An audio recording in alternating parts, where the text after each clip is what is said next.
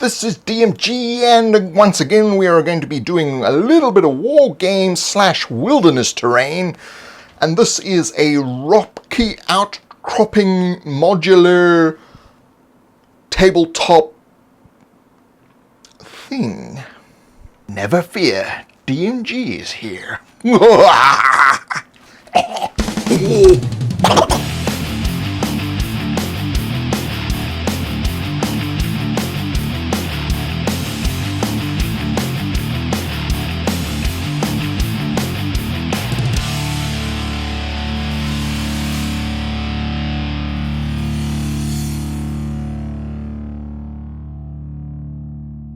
Consider purchasing products on my website, thedmg.info, which helps to support this channel. You can also check out my new channel, 70 System, which is at youtube.com/70 System. I know it's been a while, my hand is now working. Ow. So this is from the original video that I shot back in September, and I didn't feel like doing it again, so this is how I made a riverbed. So you can see I've just done in the middle, had the make sure that the edges are correct depth on both sides, and now we're going to be just using this square shape to build a scatter terrain that comes up. So we're going to use these toilet rolls, and you can also use cardboard rolls, and I'm just using a mini that I found in 1994 to fit, to make sure that this is the correct size. So this mini would fit on these scatter terrains. Good luck for you to do this. And now we don't want it to be too high, so we want it about this high for the mini. So that means we're just going to grab a marker, mark it at that height, and then just roughly mark similar heights going down. So, you know, it's about the same height. Make a few a little bit bigger, make a few a little bit smaller. These ones are a little bit bigger here, and continue on until you have a few. So it doesn't matter whether it's accurate or not. Now, don't do this. Do not try to cut the roll like this. Rather squish it, pair of scissors, and just slice it across. Make your life a whole lot easier. These tips brought to you by DMG. Why not? Who else would? Okay, so once you've cut them all out and you just bend them back into shape, now I have all these things. What am I going to do with them? Can't just stick a mini inside. I mean, that doesn't do much. So what we're going to do is we're going to, right, where is it? Okay, come on. Where have you put it? Where is it? Where is it? Where is it? Where is it? Oh, there's my meth. And there's, no, sponge. No, okay, feathers. Nope. Wife, there is no hot glue sticks in the crafting box. It's not inside, it's on top.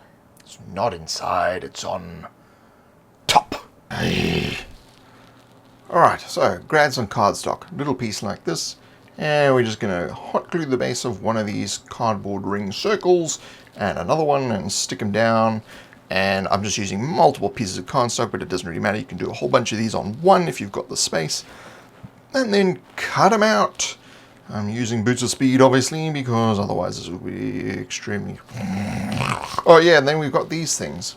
So, get a whole bunch of those, and now again, remember we're using this size square, so go back a couple of videos to find out how big that actually is, because I will never remember.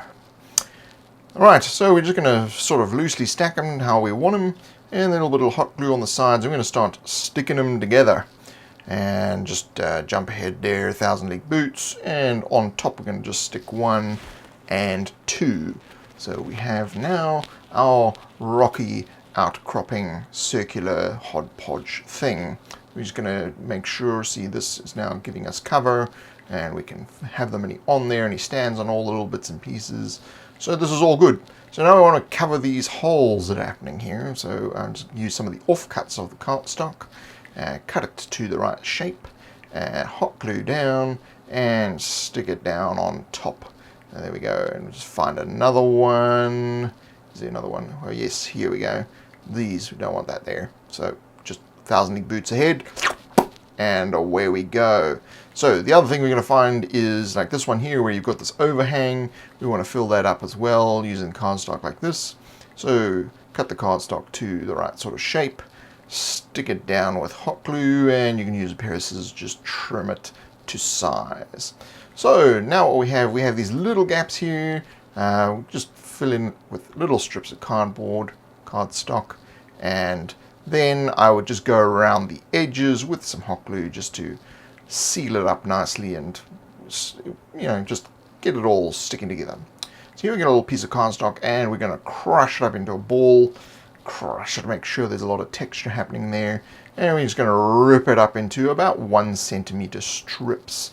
So we're going to get a whole pile of those, and then I'm going to just show you why you don't want to use PVA, because I hate using PVA with these kind of things. It takes hours for things to happen. Smudgy with my hand, blah blah blah blah. Stick it on, won't stick down, it's moving everywhere, it's getting on my nerves, Look here, it's starting to fall off, it's getting on my nerves. Right, back to hot glue. And yeah, just hot glue, apply the texture paper, and away you go. Now, of course, if you've seen my other videos, you can use tinfoil if you wish. Otherwise, you can just do this method. So the choice is yours. Do a little bit of texture with the hot glue gun, fill in all the little holes, and there you have it, a rocky outcrop scatter terrain. So let's have a look a little bit closer to get a bit of the texture there in the light. So we have not yet finished this piece, because obviously we want to texturize it more and paint it. But we will get to that in a future video. So if you like this and you like this video, click the like button, and we will be doing texturizing and other things in further videos. I'm also on Facebook and Twitter.